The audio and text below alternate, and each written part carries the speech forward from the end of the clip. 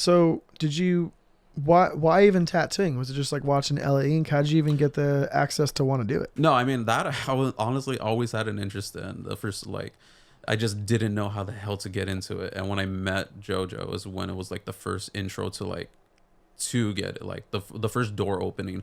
Because like even when I had like walked by, what was the first tattoo shop I had walked into was Cocopelli Ink in Southgate, and it was just, it's a different style of tattoo shop in general. It was just that black and gray. It was a bit more hood.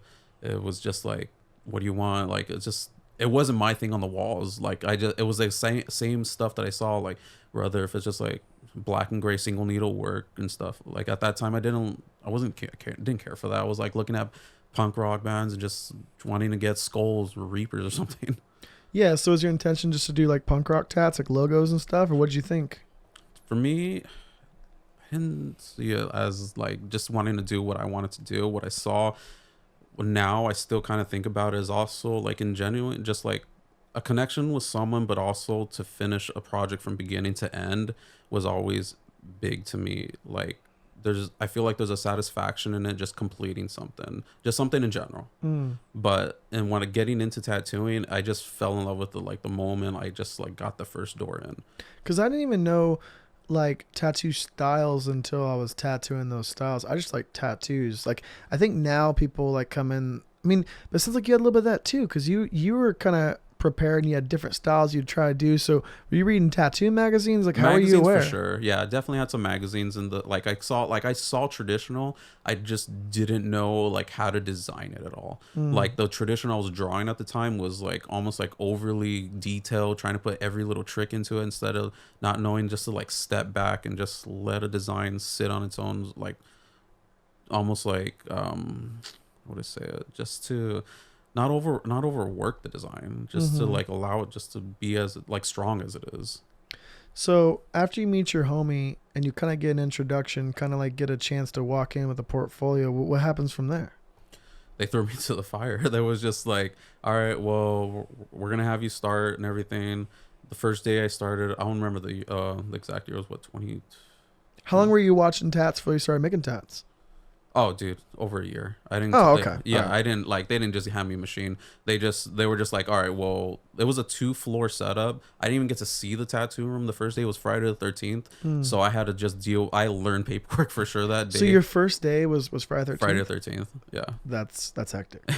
Yeah, and it was just like I didn't even get to even really talk to any of the tattooers. I was just doing so much paperwork. There was just so many people in that day. That's good though, because if you can't, I like that. Like I think every apprentice's first day should be that day, just to scare them away a little bit. Yeah, it was overwhelming. I don't know how many like people I had to deal with just getting them all set up. Not only that, the stencil, the design, and just like, all right, well, you're gonna sit right here, just managing everyone. It was just like you're just. That's quick immersion though. Like you'll know how to set up after that day. Yep. Yeah.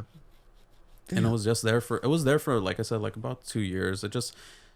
It didn't work out. Like there was a ownership change. Like before, when I was there, it was called Just Deadly Tattoo. Like it had already gotten switched from the name Monkeys to Go to Just Deadly. And then I wouldn't say a feud. That's their own thing, but something happened in between that, and it became Crimson Moon Tattoo. Wait, so the shop that you learned at went through 3 shop changes in the time of that?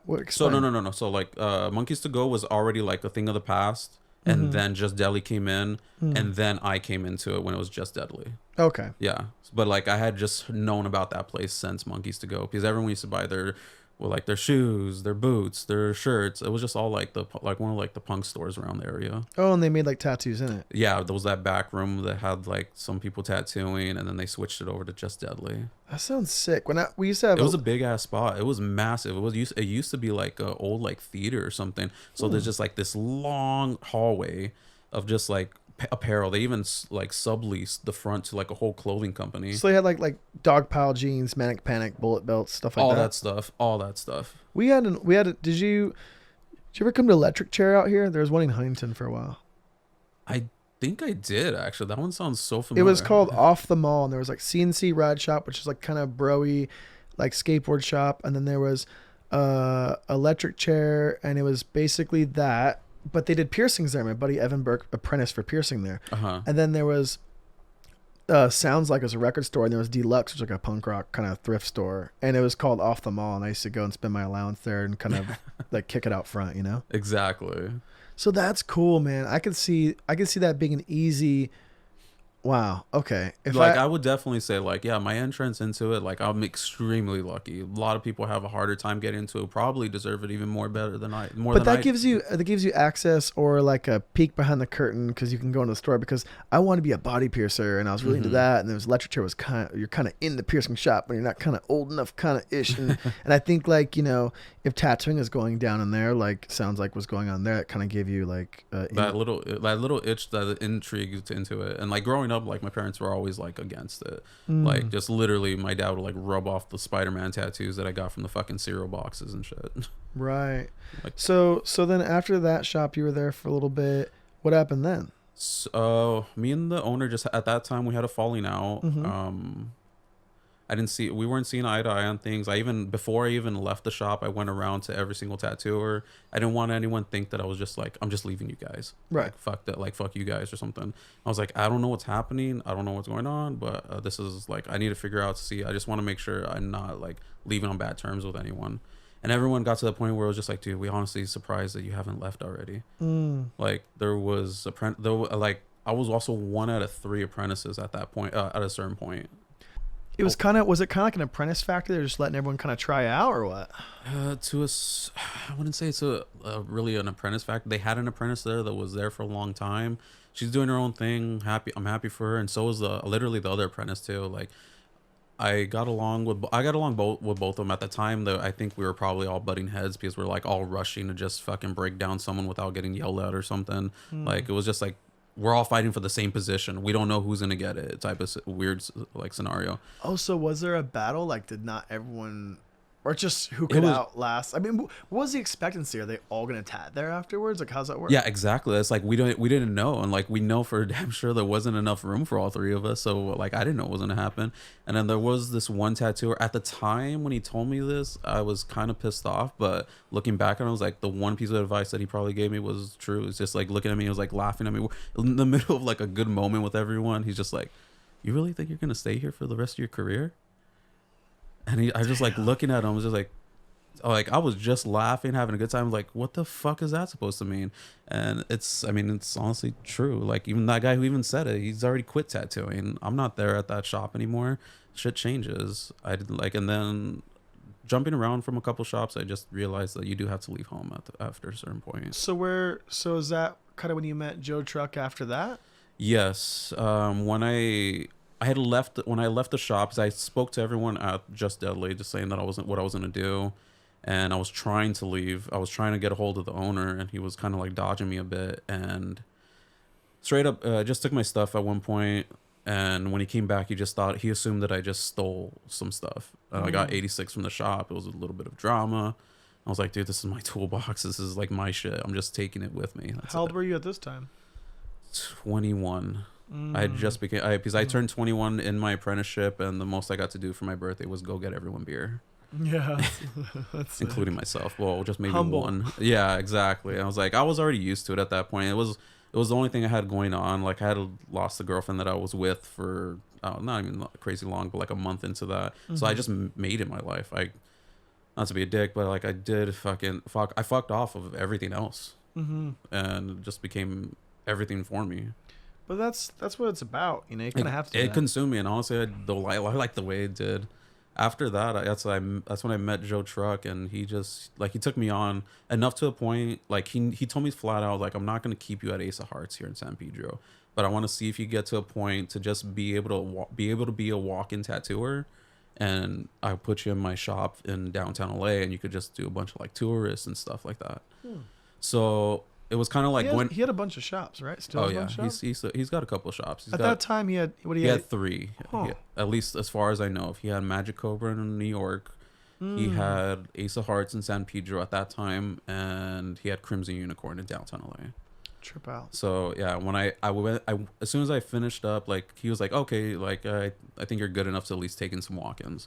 That's when I started working in Crimson Unicorn in downtown LA, and downtown LA is a trip.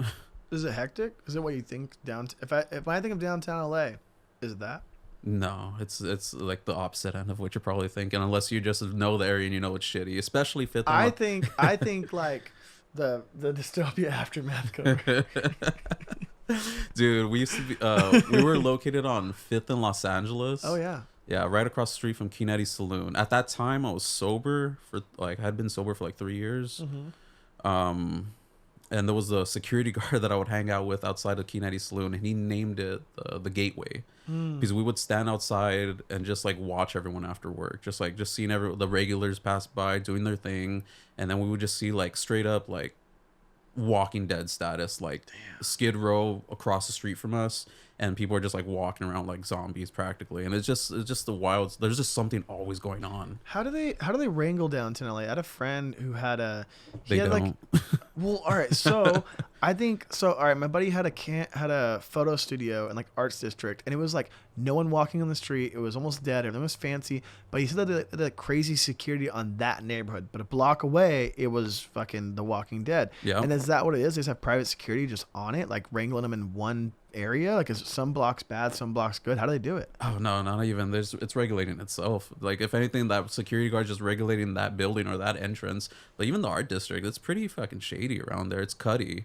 There's Yeah. like no, like you're just like Little Tokyo Art District, downtown LA, at least where it starts, the right at what is by the Regent. Yeah. Everything in between that, just Skid Row, and just everything just kind of like filtering outward, just like going everywhere. Were you living down there, or were you No, living no, no, downtown? no. I had been traveling from Downey to San Pedro back and forth, and then from Downey to downtown LA. Everywhere was going back and forth from Downey. I'm speeding up a little bit. Like I moved to Long Beach when I was working at Ace. Like this was only a couple years back, but going back to like downtown LA, yeah, that one, it was always interesting. Something was going on. It just seemed like lively, but just dirty as fuck. Like no one's Well, that's really a way to like break in the industry. For exactly. Sure. Like it was like I was tattooing people from like just all over the place. I remember having my first like I called it like the Golden Goose. Like I had this family that came in. They were from like Norway, and they were just like talking to me, like, "Whoa, like how much is a rose? Or how much is a pinup? How much is a ship?" I'm just telling them, just like I'm just starting off. I'm like, "Oh man, I'll give away a pinup for this. I'll do a rose for this." I'm like, "What? Like we had to pay like an arm and a leg when we were in Norway." So they ended up coming back to me just doing like 5 tattoos. I tattooed the wife, I tattooed the husband, I tattooed the mom, and they were so cool. Like I got to meet so many different people, and then this one guy from Australia, and then like people from all over the place. But it was always cool stuff. Just to like, it was always more or less like logos and names. It wasn't really anything custom. So it did its job. That's what he wanted you there for. Exactly. It was kind of like almost like I'm gonna send you to Hollywood, and you just crank out a bunch of like Pinterest tattoos. Just get used to it, get comfortable, and it changed after a while. Like things weren't going well at the downtown LA shop, where to the point where he ended up selling it, and that's when things started just changing a lot quicker. Like I won't go into detail as far as that shit happening. It got a little dark, but the new owner he wasn't a tattooer. So then that's what brought you. So Back, I ended up going back to San Pedro, like. After that, I literally had to like pack up my shit one day. Like told the owners like, yeah, I'm done with this. I'm not dealing with this crazy shit that just went on with you in your life, and you're spewing it into the shop. I'm like, I'm done with this. So back to Ace of Hearts. And I went back to Ace of Hearts in San Pedro. At that time, he was already transferring it from San Pedro to Long Beach, downtown Long Beach. Okay. So right when I got there, he was he hired Dylan Tyler. Oh yeah. Yeah, yeah. Okay, I thought Yeah. I knew there's. So yeah, I obviously know Cole and Dylan and you. So there was like that to me. I'm not there, but I'm like, that's a golden crew right there. That's pretty cool. I mean, dude, Cole did go immediately to Long Beach, and we were kind of bummed that we were just like, it somewhat felt like, oh, we're just kind of getting left behind, but like it wasn't like, I was like, I get it, like I'm not like at that level to be going over there yet. I'm like, that's fine, like I'll work here, I'll do what I gotta do. And he gave us a rare opportunity, at least I think, where he was just straight up, he was just like, hey, you guys stay here, I'm gonna hire some new guys, but you guys are my main guys, and you guys get to rename the shop. No way. Yeah, and me and Dylan were talking about it, and we kind of came up with it just like similar right off the bat, it didn't even take long. Like, dude, like, what if we just go off the fucking street name, Channel Street? I mean, come on, Channel Street Tattoo. How fucking hard can it be? Yeah, I love that. Yeah, and I was just like, dude, it sounds good, and you know it's where it's at, and especially it's right next to that skate park. Was a Channel Street skate park. Oh, So, I love like blatantly local stuff. exactly, and I thought that was just perfect just for it, and it worked well for a minute. We got along great. The business there was just bad. It's just industrial area, the entire area. No one's walking around there. If someone walks in, they knew they were coming to a tattoo shop. So it was like that for a minute, and same thing just kind of reoccurred where he moved up north and just started opening up another shop, and he just ended up selling San Pedro location to one of our coworkers, but it just got really mixed up. Like it was one of our coworkers that was a tattooer, but he got the money from his roommate, and it just started getting intertwined and just like. Yeah, I know a bit about that story. It seemed like it was a mess. Actually, yeah, I remember. Yeah, you actually had that whole situation. United went. But yeah, But that was the beginning of the end of that. Yeah. And then you were able to. Long Beach was there, so you were able to graduate, right? Yes, but I didn't get into Long Beach till years later. Huh? Where did you go from Channel Street? When I was at San Pedro at Channel Street, Yeah. I got into at the time I was seeing someone, and she was working at Oldtown Tattoo in Orange, and she knew everything that was going on, like all the crap that was like changing, and I was already starting to guest spot over there, so I was like starting to get to know everyone a little bit, and Paul Reza took a chance on me. He knew the situation, and me and Gloria were dating at the time. Yeah. And he did take a chance on it. Honestly, I didn't want to like backfire that, because I know that could be always risky. And it worked. I mean, it worked for what it was, but it eventually it changed a little bit, where I was just like, okay, maybe this isn't the best fit. But being honest with that one I did get fired for being a little drunk and acting a little bit of a fool. That's funny. That's totally my fault. My bad, Paul. It happens. It does. Yeah, it does. But it was just definitely learning from that. I was just like, you know what? I can't be doing this kind of shit. Like driving drunk like that. It's better to learn that young and then learn that later, you know? Oh, dude. Yeah, absolutely. I remember having to take one of the other guys' cars for one of our guest artists. He's like, hey, go get me my food. Go get my food. I'm about to tattoo right now. I was like, all right, yeah, let me get your keys and everything. Did not mention they had a breathalyzer in the car, so I was just like freaking out when I didn't notice there's a giant beeping sound inside the car. I'm like halfway up this hill, and just like I'm hearing it beep, beep, beep, beep, beep, beep. And I was like, what the fuck is going on? Whoa. And then I just had to grab the breathalyzer. I'm not drunk. And just little shit like that. That's fucking crazy. So what did he have like a court ordered like breathalyzer car? Yeah, he had At the time I didn't have my car at the time, because I had my DUI when I was 20. Yeah. So I didn't have my car, so I was borrowing either everyone else's stuff or I was walking around and getting all their shit, like their food, their fucking whatever it was. Yeah. All that. So you end up. So that's when you end up back at Ace of Hearts, but now it's the one with. No. Damn, Actually, you got a fucking roller coaster. This is a real tat story. I'm for it. Keep going. So after I was working at Oldtown, it was going well. Honestly, that Oldtown was very, very like, I felt like, okay, this is a shop that just runs, it flows. There's people coming in, there's people tattooing, there's actually shit happening. Yeah. And I messed things up with my relationship along with the owner, and he. But that's on you and the owner. Like he took a risk hiring a couple. Yeah. You know what I mean? Absolutely. And I don't blame him for it. Like I probably would have done the same thing looking back. It's not a if, it's a when.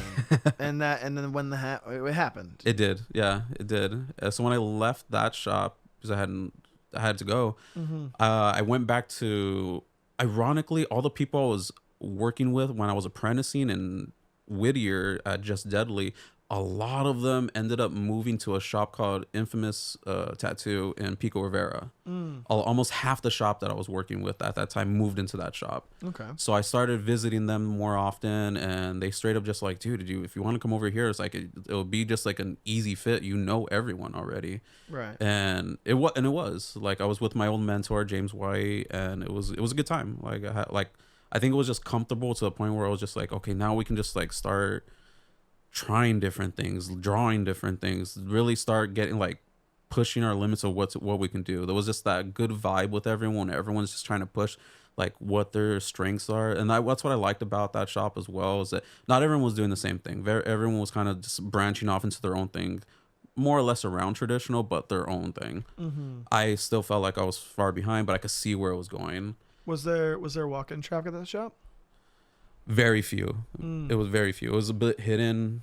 So and he told me straight up, like, it was like, this isn't, you got to bring your appointments here. There's no one really walking around here. It's the back of a corner of a plaza that no one really drives into, all that. But it did have a backyard, so I did hang out there back a lot. Okay. So that was pretty chill. Got to draw out there, smoke a little. Sometimes we shoot the apprentice with a BB gun. It was kind of fun. It's fun to be on the other end of the BB gun. Right? Yeah. I think so. And yeah, I didn't get back into Long Beach until honestly fucking after the pandemic. Whoa. Yeah, it was a while. It took a while to come back. And I remember talking to, for some reason I thought I had your story mixed up, where I thought almost the other way around. I remember when you went to go work at that infamous shop, but for some reason I thought it was like the other way. No. Yeah, I didn't get back into Long Beach into the Ace of Hearts in Long Beach until like after the pandemic. I was at Infamous. That was one of the longer shops. I think I was there for like close to 3 years. Okay.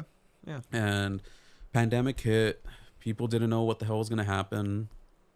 And then I didn't really agree with some of what the owner was doing, just as far as like precaution and stuff like that. I was just like, I don't really know what's happening right now.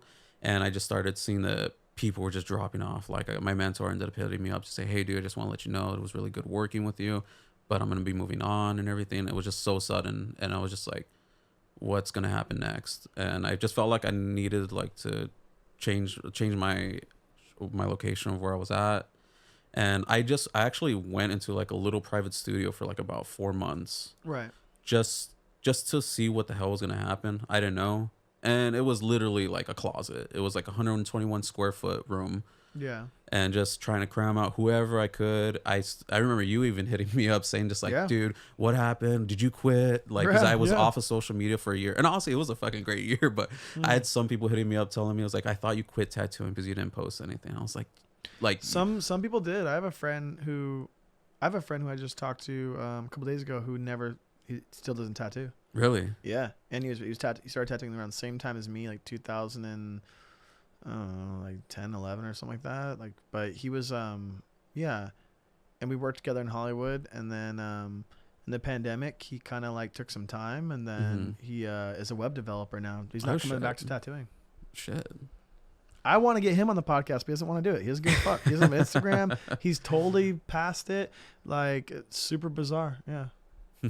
I just feel like it's like a lifetime. Like, I don't know. It's all I know. I can't think of anything else that's given me, honestly, like a bigger rush. Well, even this right now is still part of it. It's still part of it. Yeah. Yeah, that's one of the things. Like, I can't talk like almost to a regular person anymore. It feels like I'm going too far into like a tattoo subject where they're like, what are you talking about? Like, what are you talking about a 9? What are you talking about a 7? What are you talking about a 23 mag? I was like, I'm sorry, I'm just going way too much into this. I'm just like talking out of my ass right now. So do you think the private studio thing kind of helped you or hindered you, or was just a random chapter? No, I think it was just a transition phase. Honestly, that I'm glad it didn't last long, because it felt like, honestly, it pushed me away from tattooing. You gain everything else. Money was a little bit better. Freedom was ultimately there, and I was just able to do whatever I want. If I didn't want to be there, I didn't have to be there. But those are both things that, like, if you're getting into tattooing for money, then you're not really gonna get it. And then it's like, if you get it for freedom, it's like you don't get into any commitment for freedom or job for freedom. Like, you kind of, it's the opposite. It's the opposite what you need. Yeah, because at the private studio, it was just me. I didn't have anyone else around me. So as soon as my appointment left, I'm just looking around like, well, the hell do I do here now?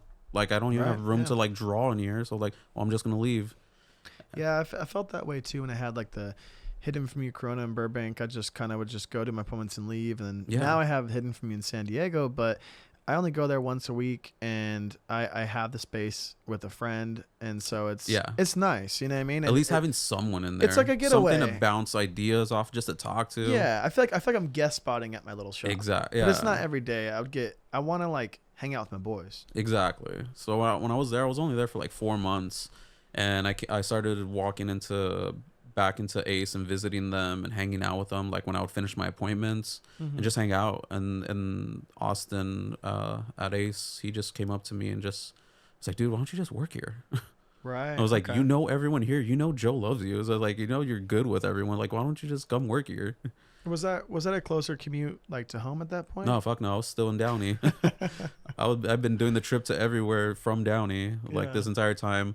And I was like, yeah, you're right, dude. Like, and I started hanging when I started hanging out with them more. I started seeing Austin stuff. He goes by Black Thumb Tattoo on Instagram. But the way his style is just I knew there was something there that like I need to like be around more of. Like I need to be around this more. I need to see what's gonna happen. Right. And it was that way for a good minute. We had a great time. Like even during the pandemic phase, like we had like appointment only in a way, but it was our little clubhouse. Right. We came in, did our appointments, try to do another one if we could, and if we didn't, then you stay and drank till like maybe 3 a.m. or something. Damn. It got a little wild at times. We didn't make it all the time, but it did happen from time to time. Yeah, the pandemic definitely changed tattooing. It was just a big symbol of change, I think, for everyone. And it was a time of uncertainty from whatever angle you looked at it. It was a confusing time. That was the time to move, change things. It was a mover and a shaker. Exactly. Yeah, it felt like that, and I saw a lot of people just move. It was just that feeling. Everyone needed to like do something. It was the longest 1 year that was 3 years. It was like I don't even count it. Like Unite and Win is like 4 years old. Like to basically like I don't know like it's about right now. I got the shop in February. I was there for January, and I got the lease agreement in February, and I kind of counted the opening in March, I guess. But we never really got to fucking open because then a couple weeks later, everything was shut down, and then it was rebuilding and changing, remodeling, and then the whole crew changed, and then now it's a whole new thing. Yeah. And I feel like I'm in my first year, and it's about to be 4 years. Exactly. That's what it felt like to me. It felt like one stretched out year from like having a good time partying, okay, back to business, and now we're just rolling with it. And next thing you know, we're creeping on 2023, and like shit just like started changing, and I'm not really sure. Just I felt like things were just getting slow, like especially after that stimulus check era. Like we were nonstop busy, and then once that year went by, it just started. Even though it was a time of uncertainty, it was certainly people had a lot of time. Yeah. And so everyone was doing really well, and then once things became back to normal, like having a slow season again, everyone got serious again. Yeah. People were just like, "Where's all the money? Where'd it all go?" Yeah. Like, and I just feel like at that point, just like I did too. I think I started my chess project during that time. Was people were just probably going like, well, I've always wanted that tattoo. I don't know what's going to happen next. I should just get that tattoo. Yeah, that's a good point. I think, I don't think it's any slower right now than it was before. I think it's just what it was before. I mean, I think but then also there's a lot more tattooers, but there's a lot more tattooers. But I don't know, for me, tattooing right now, it's so niche. Feels like it kind of, but I don't know. Wasn't it always like? I mean, when I first started tattooing, like having flash on the wall was a niche. So it's like it's changed, but it's the same. I just think it's I think we're gonna see a lot of this is negative. I think we're gonna see a lot of shops go out of business in the next year, and we're gonna see a lot of tattooers quit. Oh yeah. And it's gonna it'll just level itself out, and it'll be a little more consistent for the people that stay in it. That's what I'm thinking is going to happen. Yeah. To me, it just feels like a lot of people are coming into this because they see it as a stepping stone into something else that they want to get into. Well, with the TikToks, it's like a get rich quick scheme. Exactly. And they don't get rich quick, and it gets a little slow, and they just go back to retail and say, oh, well. Yeah. I know I've already seen a couple people just quit. I've seen a couple people go into like some other form of media or whatever it is.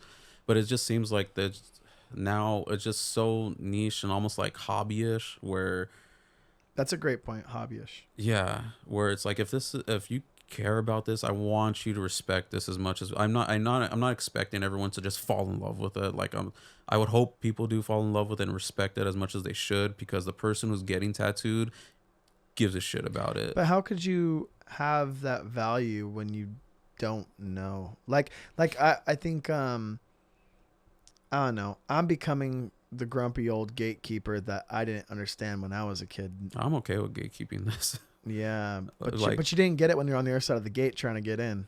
yeah, see, like I didn't have the hardest time getting in. Like I said, I felt like I was lucky in it. I got a Sounds lot of lucky for sure. yeah, Yeah.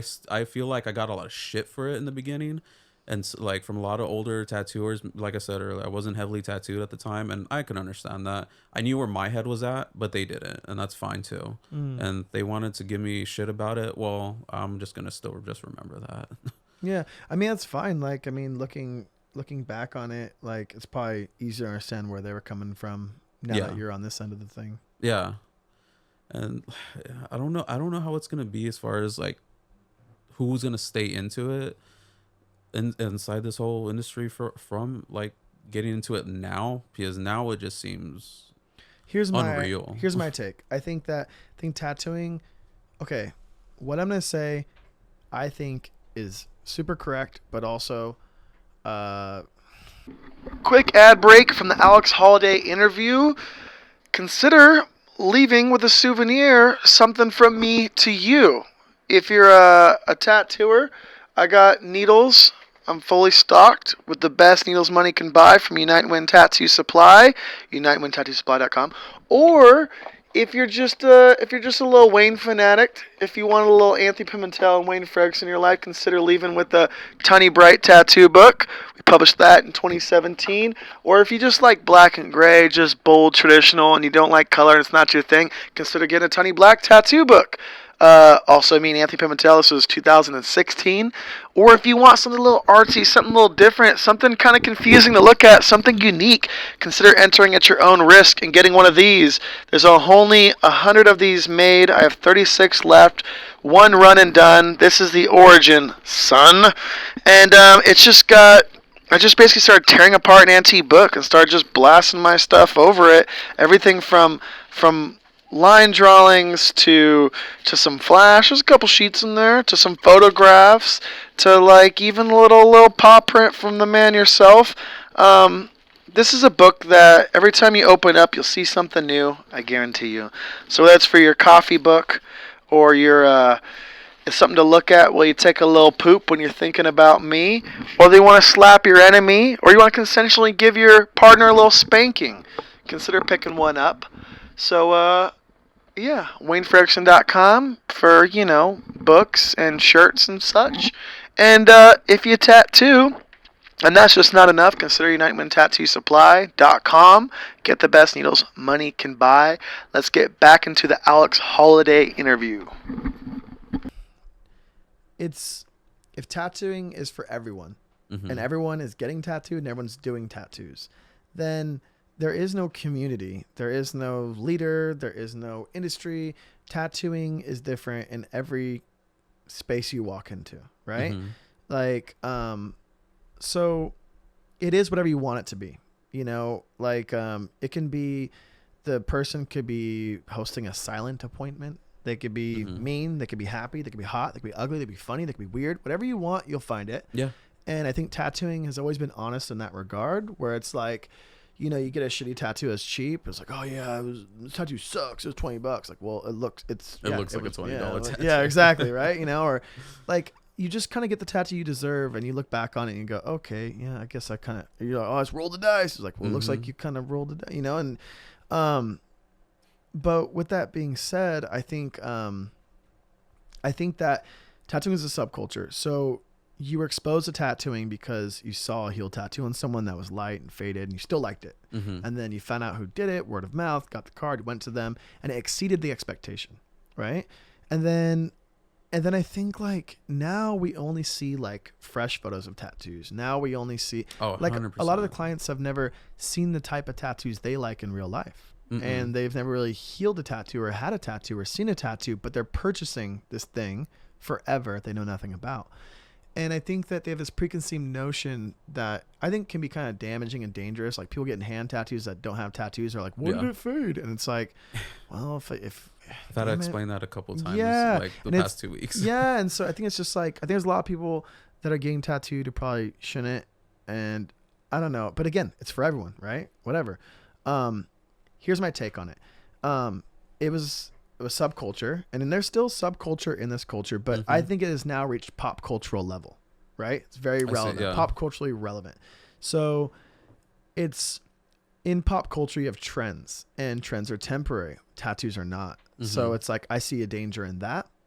I see a danger in lack of consequence. Like if your job does allow you to get the face tattoo, the tattoo shop does tattoo your face, and then you have the tattoo on your fucking face. Like, I don't think that's really great. On the tattooer side, if I do the thing, then I must not care about them. I must not take my job seriously. I'm an asshole. I'm just doing it for money. Who cares, right? If I don't do it, then I'm pretentious, and I can't believe that like he wouldn't do it. He's too good for it. Like, it's my right to have a tattoo. I'm grown, blah, blah, blah. Like, what the fuck, their judgment. So it's reached this crazy level. But what happens in this level is that when you have so much of it, the middle falls out. So if you're a beginner tattooer, you're cheap, you're accessible, readily available. And if you've been tattooing, say, I don't know, 5 to 10 years, middle class tattooer, you're good. You got one appointment a day. You got a couple appointments a day. Do a walk-in. You could do mostly walks in the door, stuff you can't tattoo. You could talk it into your corner, make it work your style, whatever. You got your thing. You're doing well in this thing. The trick is that you never make it. Like, whatever you did is done. It's gone. Every day it starts over. It's not like you have like a tattoo game plan to get you here. And then you have the here. And whether they earned it or deserve it, maybe it's TikTok, maybe it's me on YouTube, maybe it's someone's really good at their thing. You have the top, right? Now the problem is when it slows down, when there's so many people doing tattoos now, there's this famine situation, right? There's not enough to go around type thing. So I think what happens is when the middle's gone, say you're in the middle, you're not good enough, or you don't have the clientele, or have the, what's the word I'm looking for? You don't have the influence to be able to charge that price or tattoo like that. You're here, you can't be booked up. You're not busy, right? But you're not willing to do it for nothing either, right? So the person that walks in doesn't see the difference between that work and this work. They don't know why you opposed to them, but they know that you're not them, right? So you can't get there, and you're not willing to go there. So this is the person that goes out of business. This is a tattoo shop that goes away. This is a tattooer that quits today. The beginner prospects are great. The seasoned veteran or popular, whatever, however they got there, they're doing great too. The middle is fucked. And that's why it's private studios, because these tattooers open shops, and then anyone that's decent leaves, moves, whatever, and there's no one left. And then they either have a shop full of apprentices, or they say, fuck this, I'm not going to keep doing this. I'm going to do my private studio thing. Yeah. And so, you either have the $50 shop minimum or the $500 shop minimum. And where's the middle? And so, and I just think that there's less middle. And I think that a lot of the first tattoos that we would do, a lot of the walk-ins that we'd get, they might be going to, everyone has a friend now. It's not special. You know what I mean? I think it's just more accessible than it's ever has been. So I think that's what's kind of hardest. I think that, tattooing's bigger than ever, but there's more of us out there than ever. There's definitely more of us out there now. I think the way to just differentiate yourself from them is just to keep drawing. If you're not drawing, you're not doing anything for it. I think you gotta do everything. I think it's not good enough to, it's a performance art slash technician job. Dude, if you could be like talking to your client and have like given them a whole nother experience on top of the tattoo, you're guaranteed to probably bring that person back with maybe 2 of their friends. Well, it's like, why me opposed to them? What am I offering the next guy isn't already offering? And if I don't know the answer, the client doesn't know the answer, and then they're going to try someone new.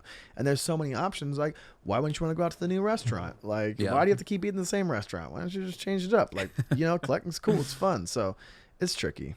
It is. Yeah. I'm still honestly just trying to figure it out. The way I can do it, the best way I can do it right now is just to try to put my stuff out there. And if hopefully someone gets it, that's cool. If they don't, I'm happy to do their custom thing. The most guaranteed approach, I think, is to, as corny as it sounds, just work harder than everyone else. Like, like I know that I can't be the best, but I could it's like I could paint more than you. I could draw more than you. I could make more of these videos than you. I could just like we were talking about earlier. If you're having a hard time with getting clientele, if you're not tattooing, then you need to be there earlier. You need to stay there later. It's not like when you want to leave. It's not on your time. It's not. And until you have the clientele and like booked all day or something to do it, then right now that's not me. I can't do it. I have to But be even there. then, everyone has a story of it used to be like this. And it's like, well, you used to work like that. Yeah. So it's like you only get so much. You fill up the arm, and then you need that friend of a friend of a friend of. If you're not getting that word of mouth or referral, then you're going in a downward trajectory. Yeah. Like, it's like I noticed that going from Long Beach to Downey, like a lot of the people, I was tattooing a lot of the same people in Long Beach for a minute, and I started noticing they were just like dipping off and dipping off and dipping off, and I started realizing, like, well, I already finished that sleeve that they wanted, and it was more or less custom what they wanted, but like I was like, all right, finish that sleeve. I did that big project that they wanted, so like now it's I got to build more. I need to bring in more people, yeah. and just like either if they don't know what they want to get into, I'm happy to talk to them and see, is like show them different styles. Sometimes I'll go a little overboard and give them way too many options, but that's also me and like my weird Right. OCD thing where it's like, well, I can do this traditional for you, I can do the single needle for you, do you want stippling, do you want smooth shading, do you want pepper, like, and then I'm going over nuts and they get a little overstimulated by that, and just like, but then we just break it down just like little by little. But then I noticed that a lot of them will start to just like trust you a little bit more, Right. and I feel like I get more people coming back just to like know that I'm looking out for you as well. I'm not here just trying to make a buck off you. I want your arm, your leg, your head to look fucking good with a good tattoo. Right. It's like I'm not just trying to make a quick buck. So then you end up the shop you're at now. It's called Firestone. I'm at Firestone Yeah. Tattoo now. Okay. Yeah. I know I was going back into Downey just to be closer to home, and one of my friends, Omar, he ended up contacting me saying that he didn't tell me like, oh, like I have a job for you. It's like, hey, I think you should apply, like we're looking for someone and I think you'd fit well. And I was just putting just two and two together, just like I'm not only just for the fact Downey right next door to was Bell Gardens. That's where I grew up as well. Simultaneously, like I was living in Linwood, but I went to school in Bell Gardens, lived in Downey for a while, so I just felt like this is more or less home for me. Yeah, totally full circle. Like growing up, do you recognize the place that you work at now, like any landmark type situation? A little bit more. I feel like I'm starting to understand, like view the city that I've lived in for a good minute more in detail. Like now I'm starting to walk around in it where it just feels like this is comfortable. Like this is where I feel like I should have been for a long time. I love that. Yeah. I feel that way about my shop. I got my first tattoo there, and I was always around on that street, but I never worked in Riverside till I opened Unite and Win. It was everywhere else, and it's kind of like you commuting everywhere else, and then now you're kind of home. Yeah, like I think San Pedro was probably the farthest. Either that or City of Orange was the farthest. I was like maybe 30 minutes out. Downtown LA would sometimes be a little bit of a hectic like situation, but yeah, being back in Downey it feels good, it feels right. And honestly, when I was just always driving by that area, there was never shops in there. There was like it only became accessible for shops over there just like within the past 2 years. Yeah. So is that kind of why? Is that one of the only shops? How many shops are in your town? It's blowing up. There's definitely more shops. There's at least 2 more around the corner from us that I can think of. Supposedly there's more in the floodgates are open or what? Possibly, if you got money, probably you could get in. It's just that I'm noticing that a lot of it is just not solid. Like I would not say solid tattooing, but it's just different styles. Like I feel like we're kind of being like the traditional shop, but we're trying to like have access to everybody what the style that they want to get. But then there's another shop that's just primarily doing black and gray. There's another shop that's just doing anime. And it's almost like shops are just becoming that niche thing of the private studios, at least where I'm at right now. I can't even imagine how many private studios are in the area. Just people just doing their own things, very specific tattoos. But it could become full circle. Like it will. All right. So when I started tattooing, I saw a glimpse of what people, I don't know. It's different every town. But when I started tattooing, learning how to tattoo in Corona, there was like Corona Tattoo, Fastlane Tattoo, 6th Street Tattoo, and then in the Norco Corona border was Trusted Tattoo, and the Norco was Zombie Tattoo. And at that time, it was very much so like when the piercer wasn't working at Trusted on his days off, they would throw piercings to me at Fastlane Tattoo. And then I know that Zombie Tattoo would hook me up and throw them over to me. They would throw them over to Trusted first, but on his day off, I would get them all from Trusted and from Zombie. And then vice versa. Like they would, when I wasn't there, they'd throw them over to Daniel at Trusted. And then Corona Tattoo was its own thing because it wasn't owned by a tattooer, but it was just kind of there the longest. And then 6th Street and Fastlane were kind of like symbiotic in the sense where like they all kind of started in the same shop. Both shops kind of happened around the same time. Some people left to go there. Some people left to go back there. But everyone was homies where it was like, oh, if you're going to get lettering, you go to like Fine Line Tino or Geronimo Rivera, or you go to like Vito or Big John. And if you want like traditional, you go to good old Grego or Sailor Mike or John Van Peso. Like there was people and everyone got together at the same bar, and it was like, that's cool. Yeah, and I feel like it was really neat. And I think what I'm getting at is like with everyone being so special and everyone's so unique right now, I think that this could be an opportunity to create some kind of community where, you know, maybe you throw a bone and throw a tat to the anime shop, and then the anime shop throws the black and gray traditional tat to you. And then, you know, like, I don't know. It's just, how do you get there when it's so disconnected? Like, how do you come together? Like, I don't know. It's different now. I do think I've noticed I've had some people say to us that they were sent from the other shops to us, like if it was traditional. That's the beginning. That could be a good thing. Yeah, so to me, they're like, okay, that's cool. Like, I'm glad there's not like no fucking like drama just going from bullshit to bullshit shop or whatever, like word of mouth type of thing. I don't care for any of it. But right.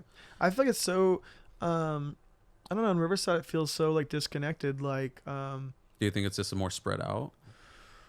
I think every shop is just doing their own thing. I think everyone's just trying to just fucking stay afloat. Yeah, I think there's not enough to go around, so I think everyone's just trying to fucking keep what they got. You know what I mean? It's kind of like, I don't know. I don't see, I don't know. I do have a couple people kicking some stuff my way, and I take note of it and I throw it back, you know, but yeah, I don't know. It just doesn't seem like what it was for that period of time in Corona then, you know? And I know, but that's the thing. I said every fucking town is a completely different thing. Yeah, that's what I'm starting to see. Like compared to the anime shop, like we had some people come in that just wanted to get tattooed. I didn't have time for all of them. I took on a few of them right before we were closing. I was the only one at the shop, but the others ended up going to like another shop just to get what they needed to get. Yeah, and that's just the way it goes. If you're not there, you're not going to get the work. It is what it is. Yeah. So how long you been at Firestone now? Firestone, I've been there. This hasn't been crazy long. I've been there since June of 2023. Okay. Yeah. And how long has the shop been there? The shop's been there. It's coming on to its 2 years. Okay, that's what I thought. Yeah, it's coming on to its 2 years, and like maybe I think June. No, not June, or July or something like that. I gotta double check. Okay. But yeah, it's coming on to its 2 years, so I'm excited about that. I'm excited to be a part of it. It feels like something where I'm like still in the beginning of something.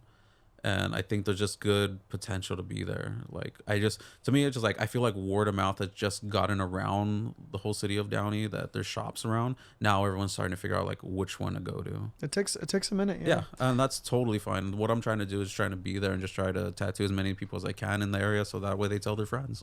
How long is that commute now? Oh, dude, the commute's great. It's like 5-10 minutes. I'm usually late, and I'm sorry about that. That's the dream, though. That's the dream. Like I'm 10 minutes on the street. Yeah, it's great. And then I think I'm like 8 minutes on the freeway. I'm 4 miles from work. I'm trying to figure out a way how to get closer to the shop. Yeah, me too. Yeah, when we got this place, like the only thing wrong with the place that wasn't a little bit closer, like it's 10 minutes here. Like if I wanted to come and eat lunch, it's like, okay, well, yeah, I drive 10 minutes, like 30 minutes, but then it ends up being longer. Like I wish I could be like a stone's throw away. Exactly. Yeah, I'm thinking like that Scary Movie 1 vibes, where he has the trailer right outside the high school, and he's just like, all right, bye guys, bye. All right, straight into the shop. I saw there was a house we were looking at that was literally like, if you're at my shop, we're at the stoplight of Harrison and Magnolia, and so you could see the stoplight. If you were just turned like left or whatever, it'd be just 2 streets down, like skateboarding right. Dude, that'd be amazing. I could go poop at home. Yeah. Isn't that the best? That's the dream. Yeah. I'm serious. I seriously try to go home every time I can when I do gotta go. Yeah. I'm still close enough for that, so it's great. Home is where the dumps are. Mm-hmm. Yeah, I don't know. It's that's another thing that I learned. Well, not learned, but like one of the guys I was learning, that was telling me when I was working at Long Beach. Teaching me how to dump, right? Teaching me how to dump properly. You usually have to lift up your knees above your your shoulder length, and that's usually when full dumpage goes down. Primal. No, it doesn't. But when I was working in Long Beach, I did live there for a little while. I moved out there. It was like the shitty little studio apartment. But it was cool just being that close, and because of it, I was at the shop like almost like 7 days a week, even my days off, just to be there. I was like, I ain't got nothing going on. I ain't got no AC in my apartment, so I'm gonna just go to the shop. And I love sometimes, that. yeah, and it's literally has been like home away from home wherever I've been working at. It's like definitely like the place where I'm definitely going to talk to everyone, see what's happening, trying to get something done, or just even just my getaway a little bit. I think that's what like a tiny ass town and a big city have in common. It's like everything's right there on that street. Everything's Yeah. accessible. But when you live in like I don't know, I feel like Riverside is not a condensed city and it's not a small town. And so it's like you have to have a car to get around, and everything's close, but everything's kind of not super close. Like, Like, do you really want to walk like a solid 20 minutes? Like it's not really a walkable place. I mean, there's neighborhoods where like you park, like yeah, you walk around downtown, but you drive, then park, then walk around downtown. So I think I don't know. I definitely envy the smaller town or the more condensed city. I feel like the benefit, like the reason why I think I'd be like, oh, LA sucks, is because like LA traffic and just, like that sucks. But It's pretty bad. Yeah, but I think if you find the right neighborhood where you're like, okay, I live in that apartment, but my coffee shop I go to is right there, the Trader Joe's is right there, my gym's right there, my shop's right there.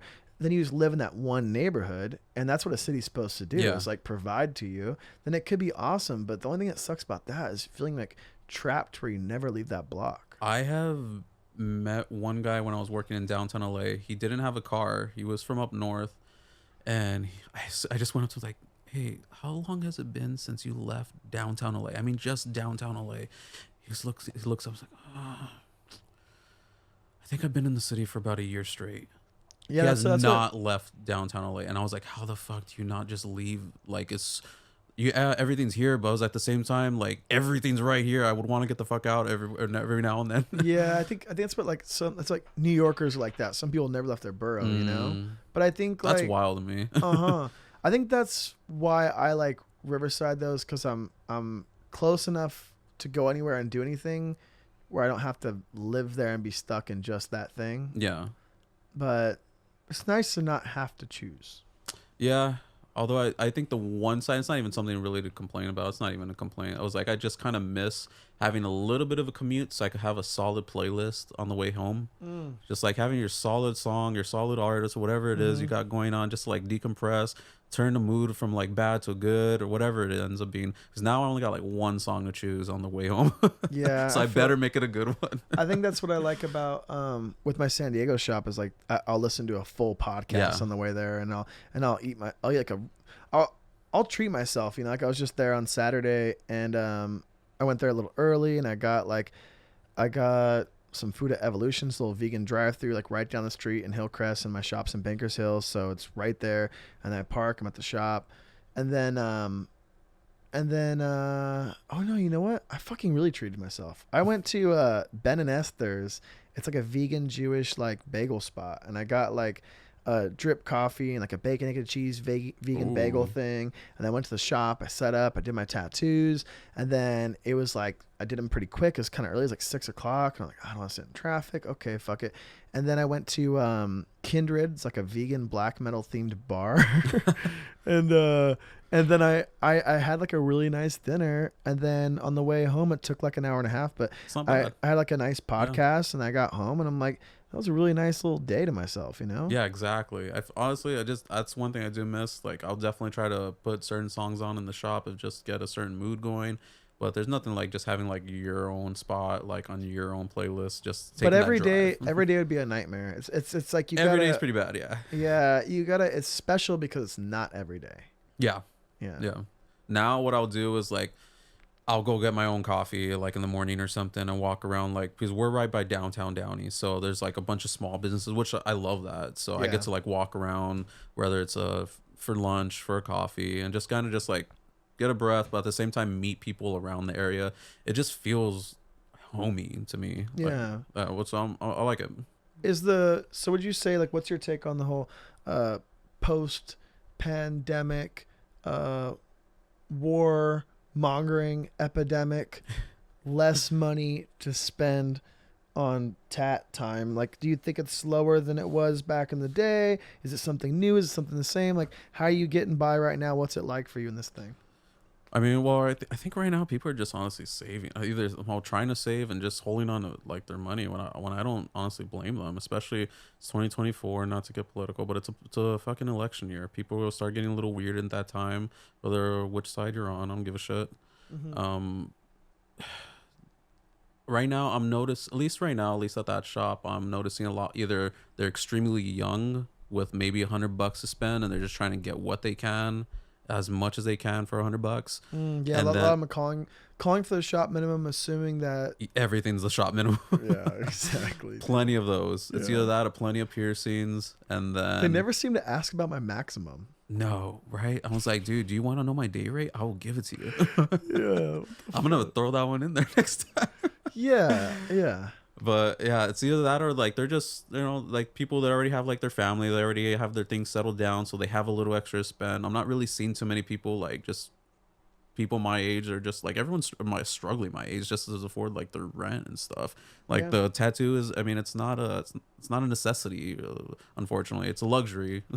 I also think that like, I think I'll say my generation, the next one too. I think that there's like a little bit of imbalance of like responsibility though, like a lot more credit and a lot more living off of debt than it is like I think, I don't know, from my personal stance, when I grew up, we would have like McDonald's or Baker's or Del Taco once a week, and we'd eat at home. I was hungry, so I had to go home to eat.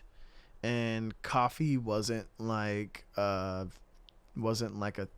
My dad drank Folgers. You know what I mean? Yeah. Like Starbucks was candy. No one gave a fuck. It wasn't a thing yet. You drank it in the mall sometimes. It had not taken over. Yeah, for real. You know, like this whole coffee culture is like a new thing, I feel. But what I'm getting at is I got clothing for back to school, and I got some stuff during Christmas, you know. But I think that now it's like people will get their coffee every single day, and then that's one vice. If they smoke or fucking smoke like a robot dick, that's the second vice, right? And then, you know, they don't make food at home, so they're eating out multiple times a day. Yeah, and then, especially now. Like, Yeah. like the price of like for just what I bought, like some soda, some bag of chips, and like some peanuts. It's like $50.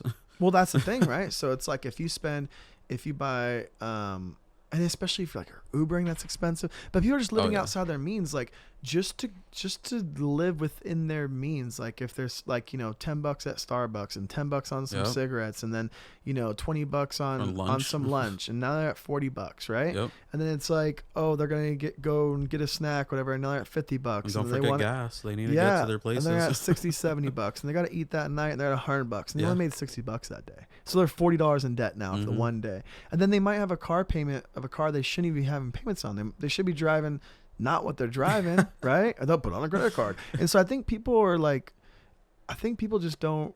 I think they're pretending like they have more than they actually have. It's that social media game where just I don't think like, things are better. I think people are just kind of worse.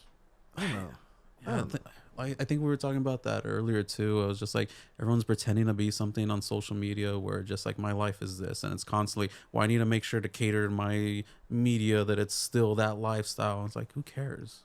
When I started tattooing, I remember you weren't like allowed to do that. I got slapped in the face. I still feel weird about. I mean, I got slapped because I posted $300 on my MySpace once. Oh, really? Yeah, when I was learning how to tattoo, it was like, you never show your money, and I was like, oh shit, you know. And now it's like people only show their money. You know, they only show their They're successes. just like walking around Floyd Mayweather, but they don't even have most of the table done. They just got that one stack, but it's only $1 bills. Yeah, and it just seems like it's so counterproductive. Like, no wonder everyone wants in. They only see my vacations and all the cool shit I do. Exactly. It's like, well, if I get into tattooing, I can draw, I can do something. I was like, it's not the same thing. It really isn't. And not only that, it's just you have a duty to an obligation to this person in front of you. They're expecting something, and if you're just over here just like as a hobby or something, like, oh well, it came out all right, and I was like, tell that to the person, because they got to live with it now. It's our fault for showing the wins. We need to show the losses. We need to show the slow days. You know, that should be the live stream, is just us struggling on the drawing preparation for like you, so they can see this is a 3-hour live stream. I'm still fucking off on this drawing. It's 2 a.m. and I have my appointment at noon. Right, for real. Yeah. I don't know. I think I don't know. I think, but even the things you said are kind of like that can be to blame for always. I think that, all right, it goes back to what I was saying. I think that I think that just making good tattoos isn't enough anymore. I think you kind of have to, if tattooing is a hustle, you have to be a fucking hustler, and everyone's clued in and everyone's hustling. So it's like you gotta have a little bit of a stand-up routine at the appointment. You gotta be able to stand out in general from everything. You gotta take a good photo. You gotta post it. You gotta make people care about it. Like, it's just a lot of things. And I think I don't know, I'm fairly kind of competitive with this thing, but I get overwhelmed. Everyone's overwhelmed with this career. It's a lot to fucking take in. It's a lot to do. It's especially if you're trying to cater to everyone, every single style. It's ongoing. And then now with like the whole AI thing coming into it is. Ooh, let's talk about that. Yeah. With AI, it just seems like another double-edged sword where it's just gonna be like, hey, well, I didn't know what tattoo I wanted, so I generated this thing on AI, and it's this. Has that happened to you? Not yet. I'm waiting for it to happen because I'm curious to see what design the computer sends me. Because I mean, it might not be a bad thing. It might make it easier for someone just to explain what they're trying to do. And if they come in and the AI give like clean line drawing and a color, that'd be like, okay. Yeah. What if the AI like knows the going rate and it's like, oh yeah, you should like. That'd be. It was. It's accurate. like, it's not gonna be a bad thing, but then you're probably gonna get some people with this crazy fucking AI description of I don't know what, and they're gonna be, I want this. I was like, well, look, I can do this for you, but for tattoo, I need to change something so that way it just manages for skin and just longevity purposes. Wrong. I have the line drawing. Boom. I was like, done. All right, cool. All day special. Did you see that there is a robot doing tattoos that aren't bad right now? That sounds fucking terrifying though. Legit though. Like, so we were talking about this at the shop. Me and they were talking about like, oh, we have the last job that's like a working class, you can't replace it. It's handmade, this, that, blah, blah, blah. In our genre of tattooing, I believe so. Yeah. But microrealism people, You're fucked because this thing, it's small, and I think it only does not so much surface. They have to work around. It only does small tattoos. Yeah, and it's like, and I think it has to be somewhere flat. I'm assuming like the forearm, right? Be. But the client only wants it there anyways. So I don't know if it'd work on fingers or knuckles or weird funky shit that they want. But if they want, the photo was a little rectangle of who's that girl, the most famous painting ever. Mona Lisa? Boom. Yeah, that. And it was just the eyes in a rectangle, and it was like a little micro realism, like pointillism dot. And the robot did little series of dots, like a little ditto paper thing, and made a really clean ass tattoo. And it looked like the tattoo was a healed photo. Really? It was healed, and it was good. And it was like, it was good enough to where it could do stuff that maybe we can't do anyways. And you'd be losing the client to the robot that you.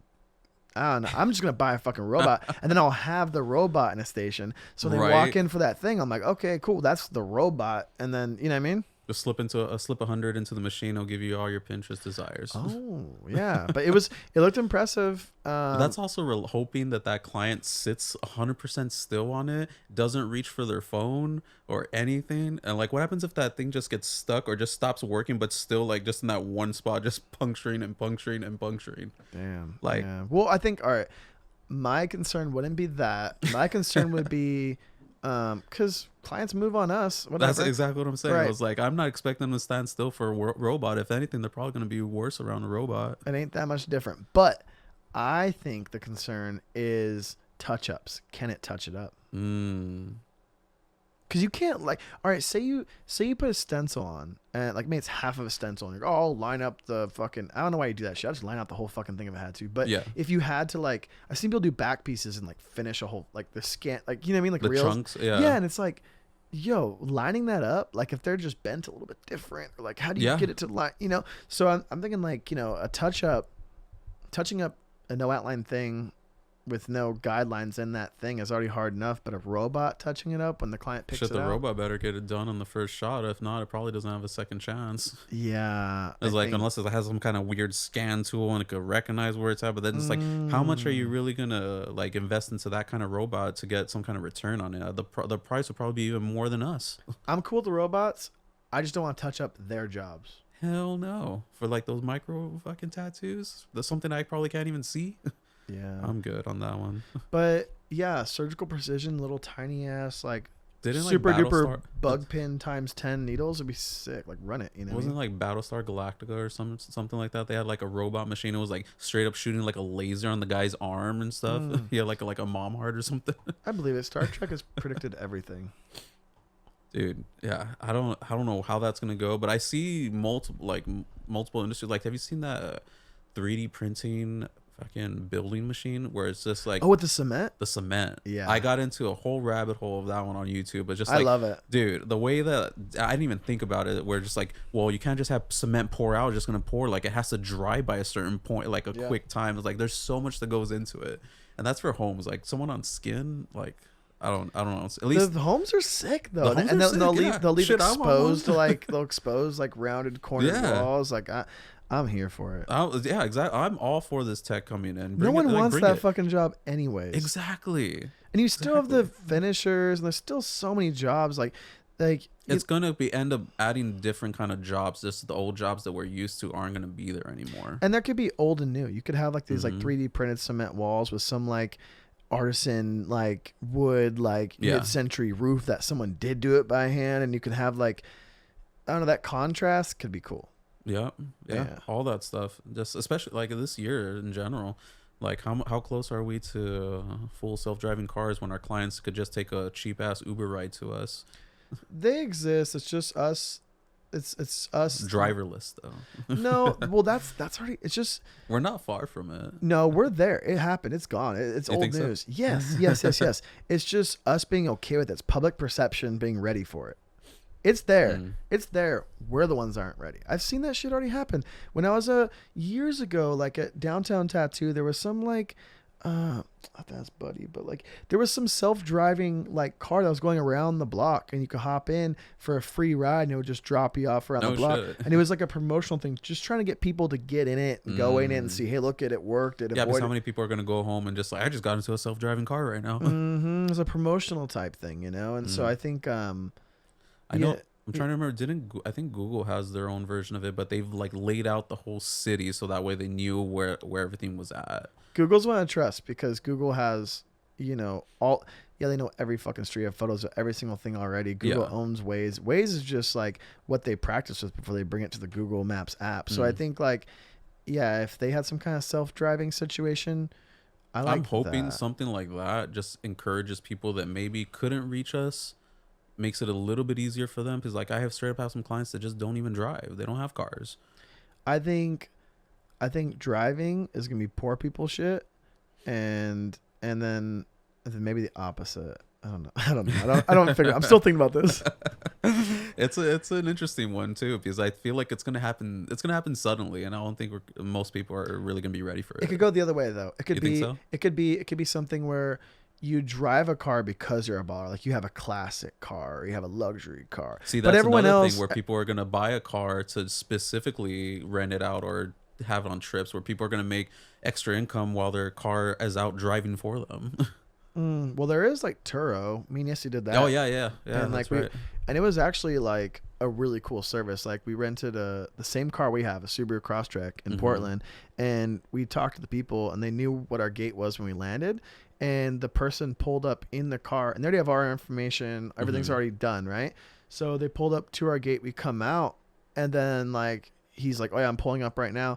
And he just gets out and he's like, all right, walk around the car real quick. All right, cool. You're good. Take your photos if you need to. All right, here's the keys. All right, bye. And then we just left in our car. And then when we brought it back, we just fucking told them where we were going. And he's like, all right, yeah, just drop it off in this parking lot of whatever. You don't have to even pay for the parking because it's only there for a couple minutes. Like they're there. Shit. And they have like independent contractors that go up and just pick it up. So it's like you pulled into a parking lot and they swapped out persons. They pull out, it was super efficient.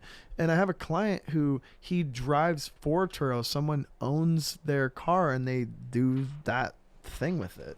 I don't know, crazy. Yeah, it's pretty wild, dude. Yeah, I don't know. The future's here, man. I think we're living in the past. You look at like Singapore or China or Japan, and like, whoa, it looks like the future. It's like, no, we look like the past. No, we do look like the past, and I don't think a lot of us are fighting the whole future aspect of it. I was like, there was an industrial revolution at one point. This one's just going to be a technological revolution. I think the future is going to look kind of like, I think Black Mirror kind of hits it really good, where they'll have like a regular looking house, but the car is kind of futuristic, or the phone is some fucking weird hologram. Like I think that I don't think everything's gonna be changed. I think we're gonna have old ass buildings with new ass tech in them. I'm in a house from 1951, True. and I have 4K cameras streaming at a press of a button like this. That's what the future is. Like I'm doing home broadcasting. You know what I mean? Like, and a decade ago, this would be. They never thought that was gonna happen in this house. yeah, no fucking way. Did you see the new thing? I think I just saw it today. It's supposed to be like almost like a new phone. It's a thing called Rabbit. I'm trying to remember what it was. Rabbit something. But it was just like a little screen, like a little square box screen. It had an analog wheel, a button so you could like talk to it, and then a rotating camera for like front and back. And it's supposed to be no apps. It's just you're supposed to talk to it, and just gives you. It's supposed to be like a chat GPI, like on like steroids, and in your pocket. It's supposed to be like. That's why I don't get it. Like, to me, it's like, instead of going through apps, you just like order me a pizza, order me this, and then it just has all your information saved, and it just does everything. So it's more. So it's like you're with Siri. It's Siri's almost like just like it's almost like an assistant. It's really weird, but I was like, I can see that just happening more. But it just looked like a specific product that I was like, okay, this is something a little bit different. It could either take off or just do terribly. Well, I think like I don't really use like Siri and shit, but my best friend does a lot. I'll be in the car. He's like, "Oh, look up this thing." I'm like, "Oh, I can't." Like, I'm on my phone. He's like, "Dude, it's right there in your steering wheel. Just press the button, or just here." And he presses the button. He's like, "Say you want to go to whatever," and it works like every time. And I forget that it's even a feature. Yeah. And he's like, "Why don't you use this?" And I'm like, "I don't know." Like, soon, like, they're just gonna get people think they're just gonna not want to go through all the apps. They just want to just, all right, do this, do that. All right, cool. Put it down. It's just going to be a little ass device, and it kind of seen the way it's going. It's pretty crazy. I like the idea of, maybe because I'm like fucking autistic or something like that, but I like the idea of like alternate reality, like having, like I've seen like full color pass through on a VR thing where like maybe you have your VR thing on, you don't wear glasses, right? But it's set to your vision, right? Mm-hmm. And you have badass cameras on the outside of it, so you could just like see everything perfect while you're wearing the thing. Oh, I see what you're saying. Yeah. And then you could, and this is kind of what the Apple thing's gonna do, where you can have the window open, right? Mm-hmm. So I think the coolest thing would be like if you're watching a cooking video and you set that shit playing on loop as you're actually fucking cooking. You don't have to look over at anything. You know what I mean? That'd be pretty sick. Or like imagine like tatting in the metaverse, like having your reference, having your line drawing, and then like the lighting's always you keep tattooing in the fucking dark. Doesn't even matter because that's just and you could just tattoo while wearing that. You never have to look away at all. Crazy. Dude. We could probably be watching a movie simultaneously at the same time. Oh, yeah, dude. You'll be like in public, like watching porn while fucking doing your taxes, like while doing homework, while driving. Well, the car's driving, so it doesn't matter. The car's driving. And while you're at it, you're just sticking your arm into the glove box and getting a tattoo. Damn. Have you watched Upload on Amazon Prime? Oh, yeah, I did. Yeah, that one was kind of fucking trippy, too. How many seasons you get through? Only the first. Oh, you're fucking up. There's three. There's three. That's good. I love it. I love the concept of it. That one felt really good, and the self-driving car, like how he spoiler alert, he died. He gets in an accident, which people don't get into. So it's almost like a conspiracy. Like, wait, how are you in a car accident? Oh shit! Because cars don't get in accidents in the future. Right? Yeah. I mean, it sounds right. Like you figure if all of them are connected or something, you think they'll be aware of each other to avoid each other. But that's the battle, right? It's like, is it Tesla that wins? Is it Google or is it Yahoo? Is it, like who do you bet on? Like what's the one? Because I don't think it can be all of them. I think the benefit is we're going to want the Google car that has the more information. Like we're not going to want the Tesla one that only has Tesla maps. Hasn't had like their own electric car yet though. Maybe either that or it's behind closed doors and they're just kind of like waiting, because right now it seems like Tesla's just taking it. Like there's other car manufacturers popping up and other ones seem like they're getting already with their like who would it be, like the Thunder, was it the Bolt from Chevy or something like that? I think the future of it is not the car company doesn't matter. It's I think Google would sell its tech. So like how you'd pay you pay to have your car have Apple CarPlay in it, or some cars would have, and I heard Apple's doing that because they're thinking Apple's going to make a car, but it seems like they're just having like really good, like some cars will have full on Apple shit where the screen is all an Apple screen. Oh, okay. So like it's not like your Apple CarPlay doesn't kind of work. It's like your car has a big ass iPhone in it with all the shit in it. So I think it's like some cars will be Android, some cars will be Apple, some will use Google Maps, some will use fucking whatever. Tesla's only using Tesla maps and Rivian's only using Rivian maps. Yeah. But I think there'll be like deals struck in the future where maybe you can only get Apple Maps through this car. You can only get Google Maps through these type of cars. Like just like how like, you know, this restaurant only carries Coca-Cola products and this restaurant only carries Pepsi products. Oh, okay. I could see that being kind of where it's going. You think we're gonna get those underground tunnels? I don't think they're the solution that he wants them to be. Seems like a lot of work to do some shit like that. I think they're still struggling with that whole Vegas tunnel right now. I think they're just trying to do one tunnel from one end to the other, and I don't think it's even open yet. I think they've been working on it since like what, 2018? So I don't think it'll alleviate traffic. I think it'll be a baller alternative. Ooh, okay. It'll be like, you know, okay, you can you could go on the streets, or you can go on the freeway, or you can go on fast track, or you could pay to go on this toll lane, or you could pay to go through the boring tunnel. And like, damn, the boring tunnel is like the price of a fucking plane ticket. And it's like, well, I do value getting over there right now. Yeah, because they're like trying to get cars to be going like what, 90 to 100 or something in that thing. Yeah, you know, and there's no stops, no turns, no nothing. So that makes sense, I think. I'm ready for it.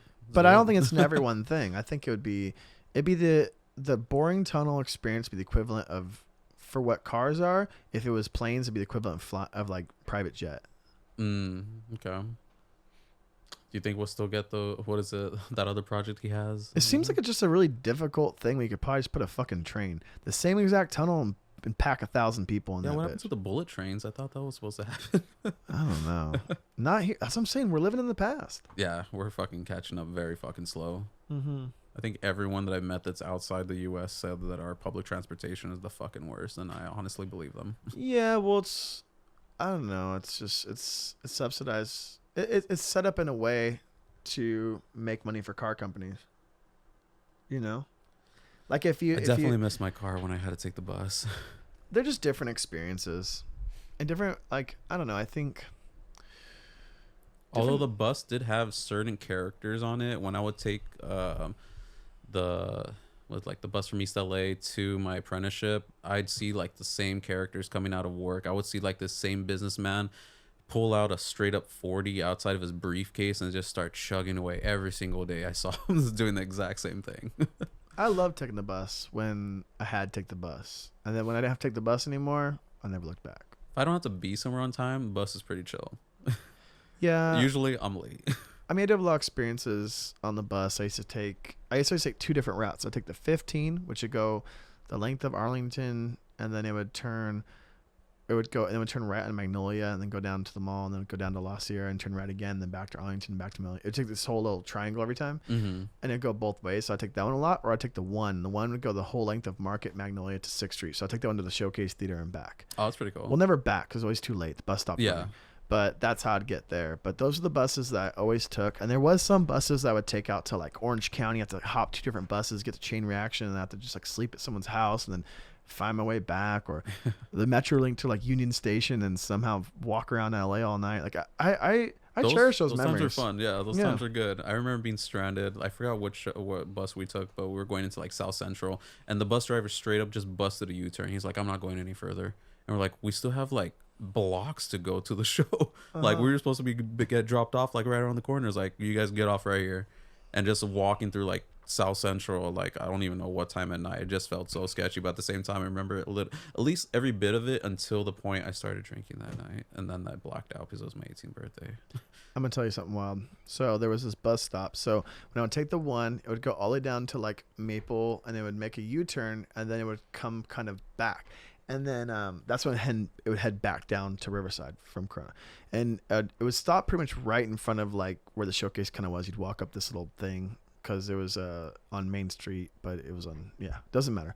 But the bus stop that it would stop at was, there was like, it was kind of like the bus doors would open to get out, right? Mm-hmm. And there was a tree right here. And then there was the bus pole that said RTA, and the doors would open, so you'd walk right between them.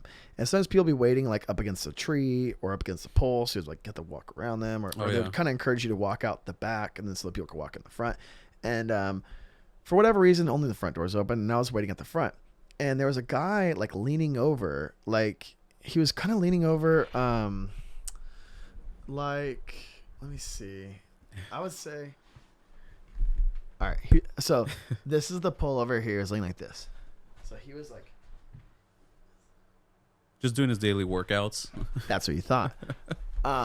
So what he was doing was he was leaning against he was up against the tree.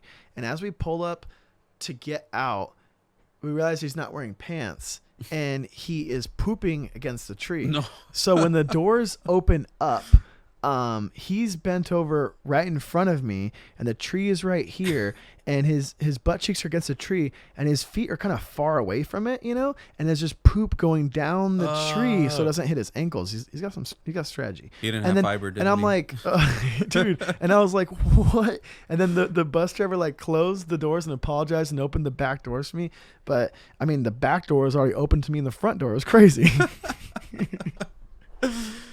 Yeah, it was wild. It sucked. I mean, I don't know. It's a good memory now. So. Oh yeah, definitely. Those are usually good ones. I'm trying to remember. Like honestly, downtown LA probably had the most strangest times, just for random ass shit. I remember doing some like leftover like Friday 13 tattoos from the Friday the Saturday right after, and there was just like 4 like nice looking girls, like they had like they come from good families, whatever it is, right? And some guy comes in and he's just like, I could already tell he's just like he's from like the whole area. He's like all dirty and everything. Comes up to the pony wall. I only see that he has like a plaid shirt on and I could see like his just has no shirt underneath, but he's just talking about tattoos and everything. I was like, okay, yeah, like how can I help you, man? What's up? Like what do you want to get? Blah blah blah. He's just like, okay, well it's gonna be this much. He's like, oh, okay, well, blah. And he just like backs up, and I realized that the girls all the way that were right behind him at first have scooted all the way to the corner as much as they can. But this guy backs up, and I just realized that he only had that plaid shirt on, nothing else on, just nothing else on. And I was like, dude, you I can't have you in here. You gotta get the fuck out of here. Like I can't have you in this. Like, ladies, I'm sorry. You can come in. You can come in. Just trying to make them feel comfortable. And he's just like, he starts sitting down. I was like, man, I can't have you sitting down there. Please stand up. Yeah, you got to get out. He's like, I'm not getting out on that. At that point, he was just like, all right, you know what, dude? I'm gonna get the fucking bat. Like, where the fuck is the bat at? And my coworker just runs out of the shop, and I have no idea where he goes. But he apparently goes to the main building and gets the security guard, and they bring him around. And literally, all he does, he just kind of like walks him out to the front door, puts a towel over his shoulder. He's still bare ass, dick out and everything, and just leaves him in front of our door. And that was just like almost like a somewhat of a regular thing. People would always just like walk in, scream some shit, and just walk away. Some people would come in, hey, I just got this thing. You could tell like they just pawned it off or just stole it off of someone, just walked into some store and stole it. Like there was an art store right around the corner. So it was constantly some guy like, hey, I got these pens and everything. I'm like, I'm good. Dude. Good deal. I'm good. Yeah, right. Yeah, right.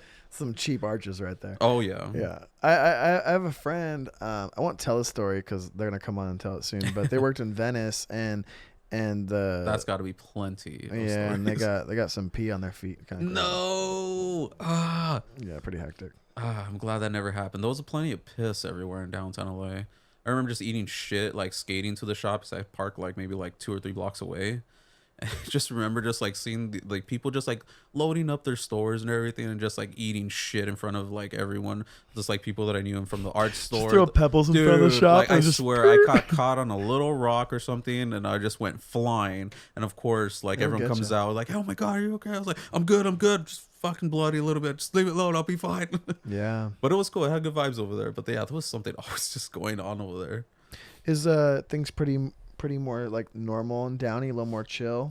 It's definitely way more mellow. There's definitely like every now and then you get someone a little bit out of the ordinary come in. We've had someone just like come in and sit down, just like someone homeless, but just telling them like, well, you can't really be here. But then I forgot my coffee in the front. I was just like, well, throw that coffee away because I don't know if you touched it.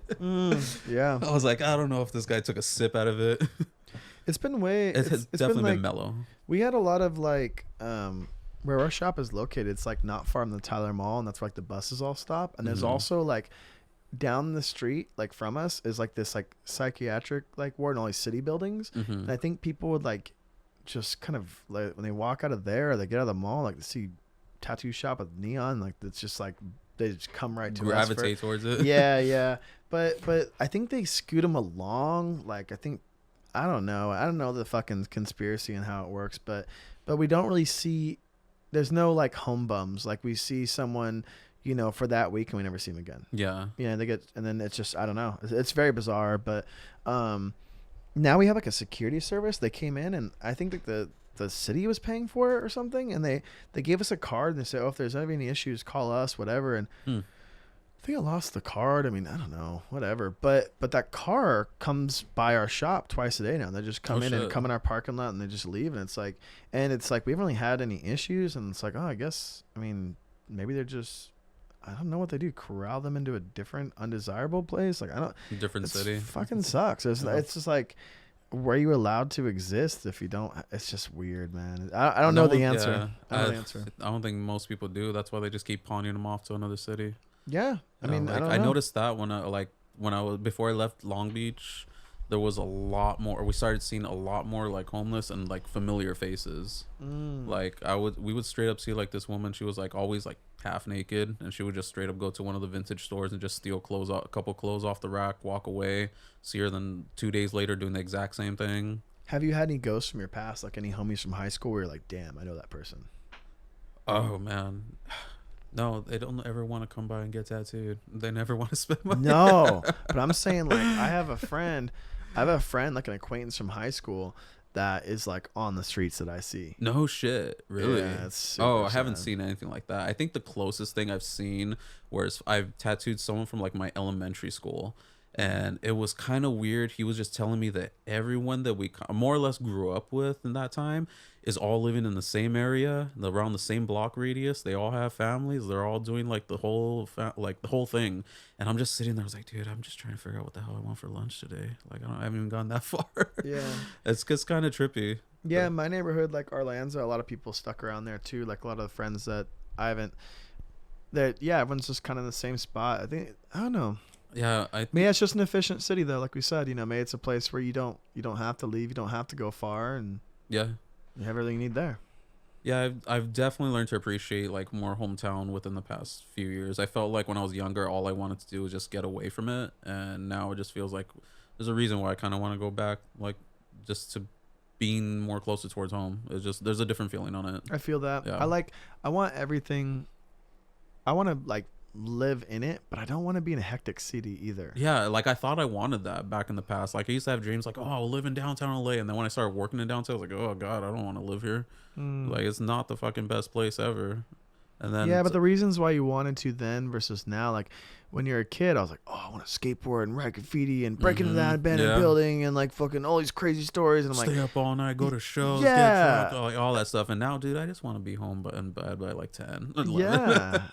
Yeah, I get it for sure. So how do you? So maybe we'll wrap this bitch up here in a minute. But like, how do people book appointments with you? Best thing to do is probably just hit me up on Instagram, Alex Holiday or Alex_Holiday, or Firestone Tattoo on Instagram. That's usually the best. Or just walk into the shop. That's usually works good too. You do DMs or you do emails? I mean, everyone just always DMs me. But I mean, if you want my email, alexholidaytattoos@gmail. What's the preference? DM's fine. I mean, if you want to email me, that's fine too. But I'm just used to everyone just DMing me. Yeah, whatever gets them fastest. I'm fine with that. It's totally cool with me. I just want to be able to do some cool tattoos, meet some decent ass people, and just have a good time. I'm not trying to fucking take everyone's paycheck.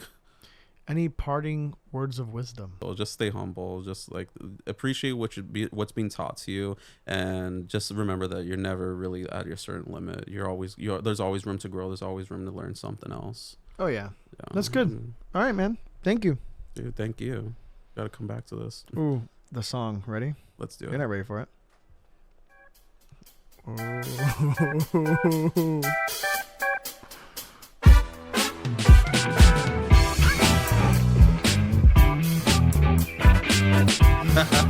I love it. Oh wait, we need to get the horn in there. Oh, not even sure. I got the horn right here. Yes.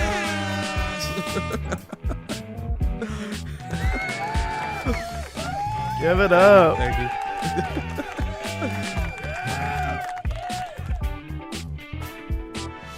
It's pretty good. That's fun, right? Yeah, it was fun.